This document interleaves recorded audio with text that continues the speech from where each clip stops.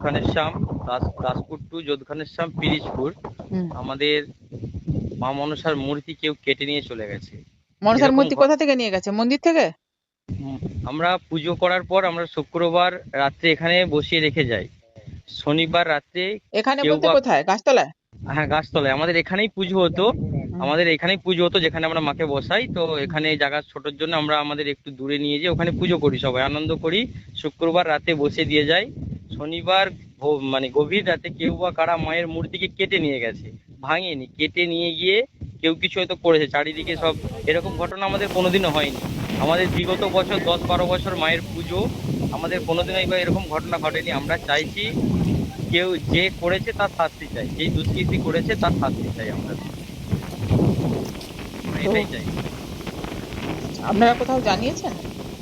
না, আমরা আপাতত এখনো কোথাও জানাইনি। আপনাকে নামটা একটু বলবেন আপনার? আমার নাম প্রতাপ ভৌমিক। ঠিক আছে। আপনি কি বলছেন, মায়ের যে এই মূর্তিটা এভাবে কেড়ে নিয়ে গেছে, কি চাইছেন? তো আপনি তো এই পুজোটা কত দিনের পুজো? 10-11 বছরের পুজো। আপনিও চাইছেন শাস্তি চাই, আমরাও চাইছি শাস্তি।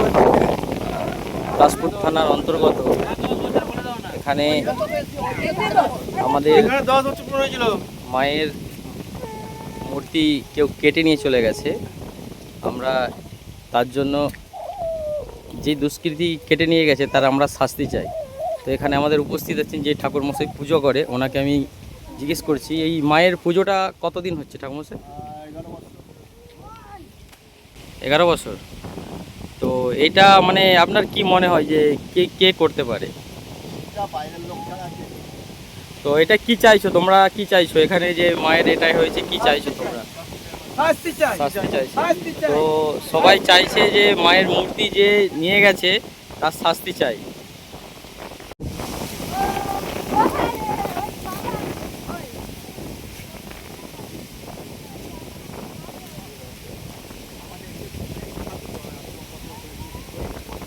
এক মিনিট করে করতে হবে।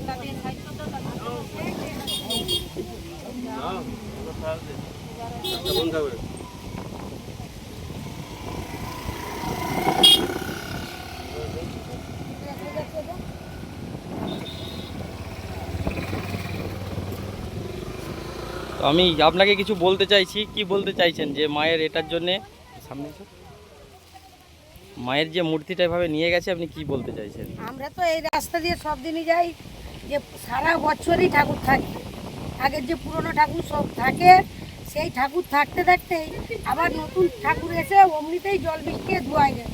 কিন্তু যারা এই কাজটা করছে, ঠাকুরের মূর্তিটা কেটছে, খুব অন্যায় করছে।